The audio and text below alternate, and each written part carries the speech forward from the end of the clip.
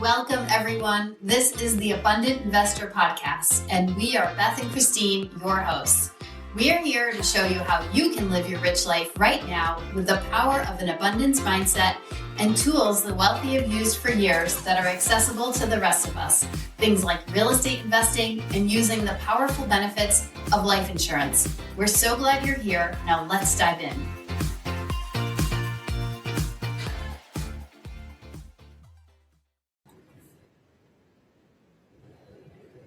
Hello, everyone. It's Christine Fisk, one of your hosts from The Abundant Investor. I'm here with Beth Rooney, my co-host, and today we are interviewing a awesome guest that we've got on. He's a fellow EXP agent, resides in Colorado, and has a really interesting business that I think you're going to really want to listen to and learn about. Of course, we will put everything into the show notes and follow up on social media with more information and all of this guest info. We are so excited to have with us today James Brown. He's with Real Home Solutions. And again, he's an EXP agent. He's been with them for about 3 years. And without further ado, James, welcome to the podcast. We're really thrilled to dig into your expertise. I'd love to start, though, with hearing a little bit about your background and kind of what you do and what led you to where you are right now at this point in time. All right. Yeah. Before real estate, I was a graphic designer for 25 years and just wasn't getting to my goals. And so I started digging into real estate, which was my plan all along.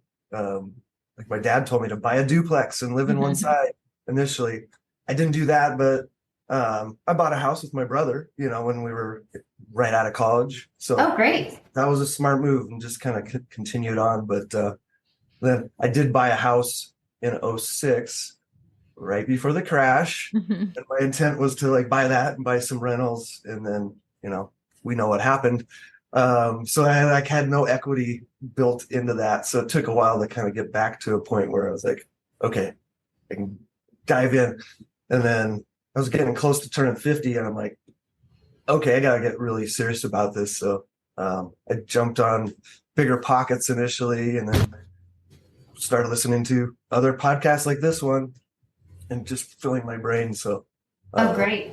Yeah. Great. So you made a pretty big transition from graphic design, a career in graphic design, to real estate. The seed had been planted early on, it sounds like, by your dad. So there was some education early on in your life, and then you finally decided to take this leap. What was the impetus? I mean, I'm also my background also is as a coach, so I help people realize what their dreams are and what they really want in their life and what would feel really amazing. So something usually triggers an event like a major career change. Was there something for you? Yeah, I was just getting older and not seeing any kind of traditional retirement way to be financially free. I wasn't getting there. I'm like, I gotta jump.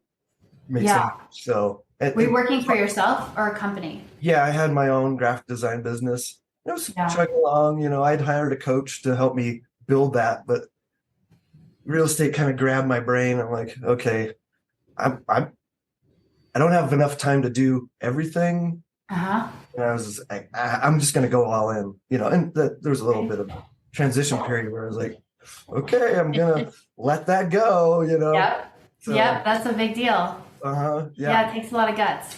Yeah. And good for you for doing it. So now you've been in your new business, Real Home Solutions, for how long, James? We've been in business 4 years. Yeah. 4 years. Okay. Yeah. And you are not just a typical real estate investor, but you've got a whole business model around helping people learn how to become homeowners through renting. Tell us more. What's the model? How does it work? And why did you choose that path? Yeah. Well, so my business partner, Toby, and I, we went down the rabbit hole trying to figure out how do you make money in real estate? And there's so freaking many ways, right? Right.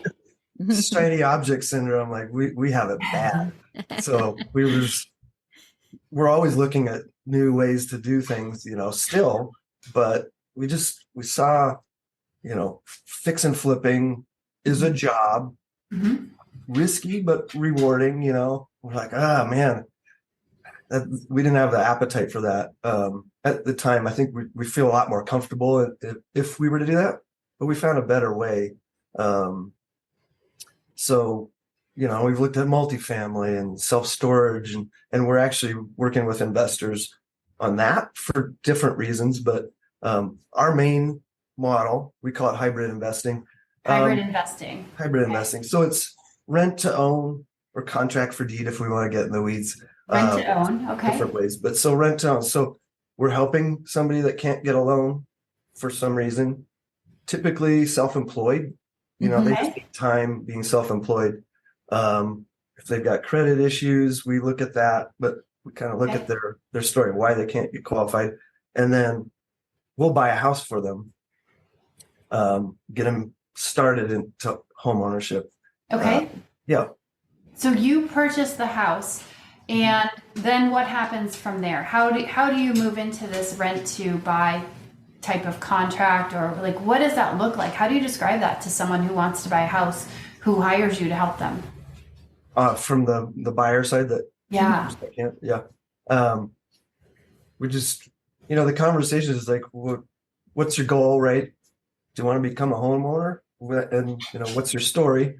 And like, why can't you get qualified? So we really need to dig into that and figure out where they're at, find out what they need to do. And so we like to get with a lender, because the lender is the one that's going to be able to give them a loan in the future and knows like all the different programs. So that's it's not critical that you get with a lender, but we like to have that as part of the process, and figure out what they need to do and see an indication that they're going to be able to get that loan in the future sometime. And that's the other thing we figure out, like, how long do they need?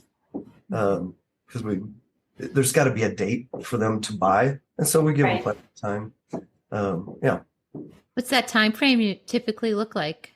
Is it a couple of years, 5 years, a decade, months? Yeah. So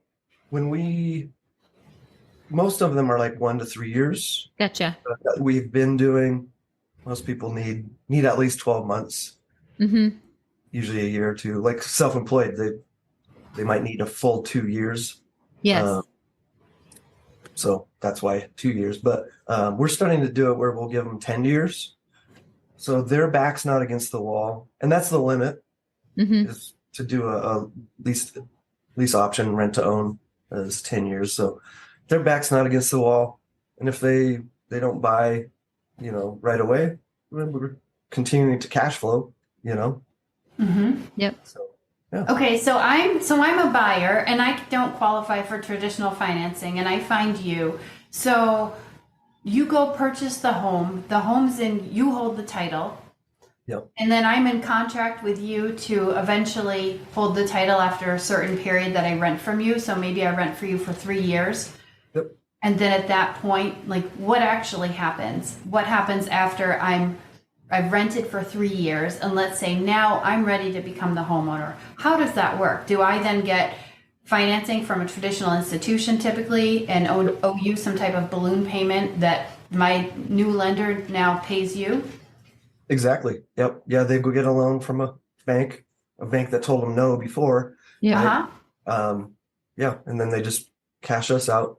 And it's just, we buy the house at today's price, and then we build in appreciation, and they buy it at tomorrow's price. So, and that's all upon ahead of time, which is nice because we go into this knowing exactly what our monthly is going to be, what they're going to buy it for. We don't have to worry about vacancy when we're picking out a house. Like, they're under contract, they've paid us some money up front. And that's the other thing, we get money up front from them, more than a security deposit. So it's skin in the game for them because it's non-refundable. Keeps them, on track, not tearing up the house or bailing and leaving, right? Like, there's some pain. And so we want to set them up for success. Make sure they want that house specifically, What's going on with your lights? Yeah, I know. Wow. anyway, so yeah, that's the benefit of getting that money up front. So That makes sense. And who is responsible for maintaining the home during this time? Is it the tenant? Is it you? Who takes care of maintenance and all that kind of great stuff? good question. Yeah, that's the other beauty of this is that we have them taking care of most of the maintenance and repairs. Mhm.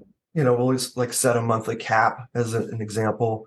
Mhm. We don't want to hold their feet to the fire on big stuff. We might do a 50-50 split, like if the furnace goes out. If it's the roof, and that's under insurance, that's covered under our homeowners insurance. So Mm-hmm. yeah. And then, are they building equity while they're paying rent? Is the agreement structured so that some of that rent payment is creating equity for them? Good question. So if say they pay 10% of the purchase price up front, that money is a credit to them. So that should cover, a 5% down payment and closing costs. So that's money is just sitting there waiting for them to use when they buy the house. If they don't have a chunk of money, which we require that, right? But so like some rent to own programs, you can get in with very little down, basically a security deposit. One of the big companies that does this, that's kind of easy for people to get in and get out too. So what they'll do, there's a couple different big companies, but one of them, like say they put down 1% or 2%, it's not a whole lot, right? That's not going to cover that down payment and closing costs when they go to buy in the future. So they need to be saving up. And so, say for round numbers, rents $1,000. In our markets, that's not a thing, but the rent own company might have them pay an extra $200 a month. So it's like $1,200. That extra $1,200 is considered rent credit. So Yep. call that equity. So that's building up so that when they get to the end, they've got money for the down payment and closing costs. So it's a forced savings plan, I call it, because you're forcing them to put the money away. Because it's easy not to put that money away and then get to the end of that option period where you are required to buy it and not have that money and not be able to get a loan. Like we don't want them to be in that position. So we set that up ahead of time. We don't do that because we prefer just to only work with people that have some money to pay up front. Is that clear? Yes. There's a lot of confusion and Yep. misunderstanding about equity in Yep. these deals. So your ideal client is somebody that's self-employed, that has some money, but they can't get a traditional loan, but they've maybe sold another property and they're sitting on some cash, or they have, savings, and they're putting 5 to 10% down up front. They're setting a time frame. It's pretty set, and they know the price in which they're going to buy that property down the line. And that's all an agreement that's made up front. And so everybody knows what the plan looks like. It's brilliant. Yeah. Everybody knows what's going on in the very beginning. Yeah. So yeah, it's a good fit for self-employed people that are smart enough to put money away, but the bank's saying no. Yeah, we need 2 years of history. Before you do it. That makes sense. And if they want to fix up a bathroom or paint the walls and do anything like that to make the home theirs, that's all on them. Yeah, exactly. I like to say they're homeowners in training. They're not yet, but I mean, they picked out the house, treat it like their own. Now, we ask them to run things by us, like they're doing some major things that could detract from the value of the house, and we end up getting the house back. We don't want them doing anything crazy, but usually they're just fixing purple like a normal person. Yeah, adding a nice paint color, or maybe doing a kitchen or adding a deck on the back. So, How do people find you, or how do you find clients? I feel like this is something that a lot of home buyers, first-time home buyers in particular, wouldn't be aware of. It's a little outside the box. We always love to talk about thinking outside the box and living outside the box. Big advocates for it. And the average person probably doesn't realize that a program like this exists. So I don't know if that's your experience, but that certainly seems to be probably the way that things would be. How are you connecting with these types of buyers? Yeah, all sorts of ways.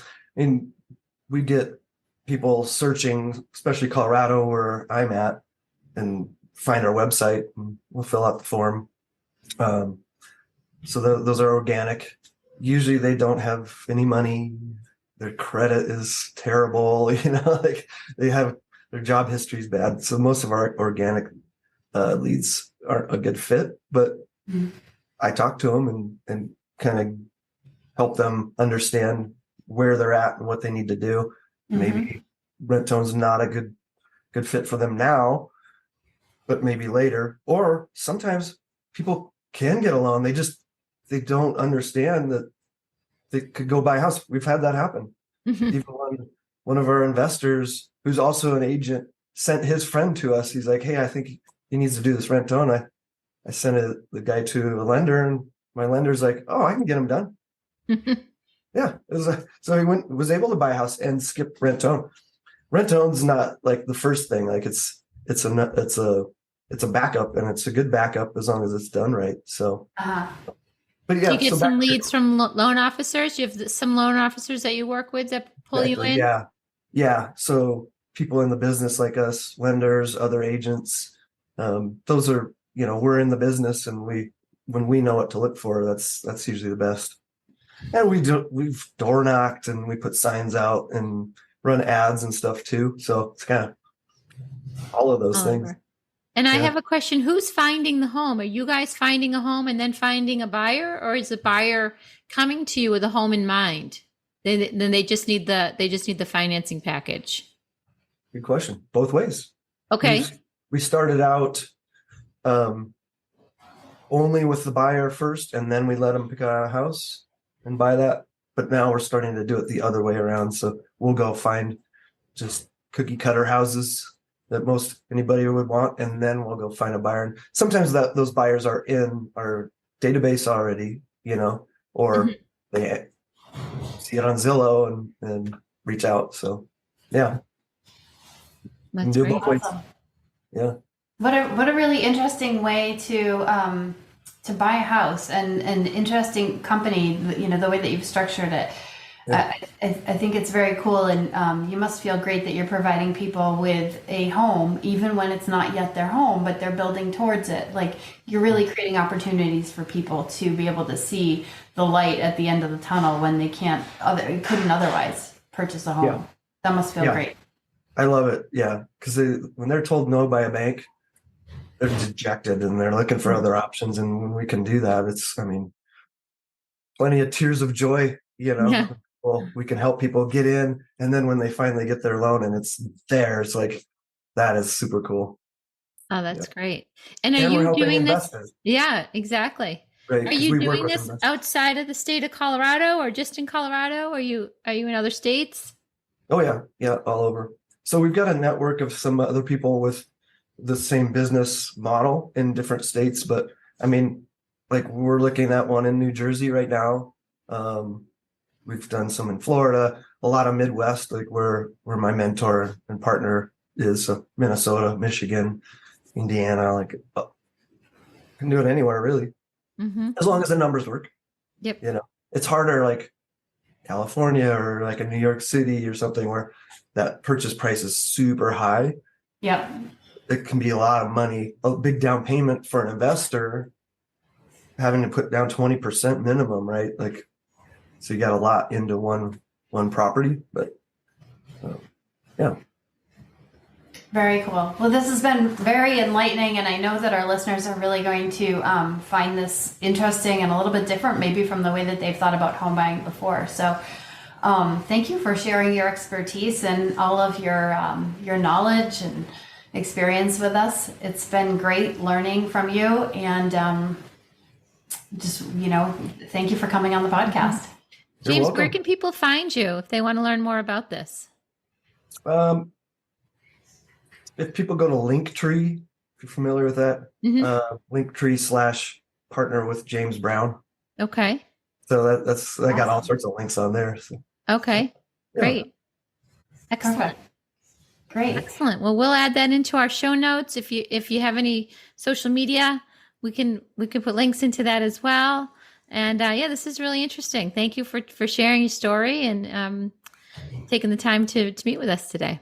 Yeah, for sure. We could dig way deeper into all this, but yeah, it's good to open people's eyes to this for sure, right? Absolutely. Yeah. Cool. All right. Well, Thanks, thank you. James. All right.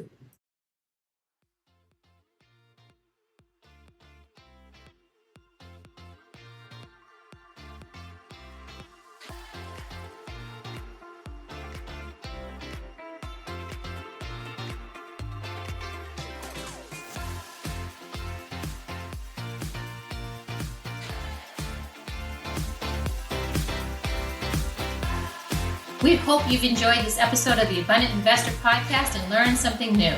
We would love to hear from you. And if you did get something from this episode, please subscribe and rate this podcast so more people can find it and live their rich lives too. And remember, an abundant mindset means there's always plenty to go around, and through giving, we receive.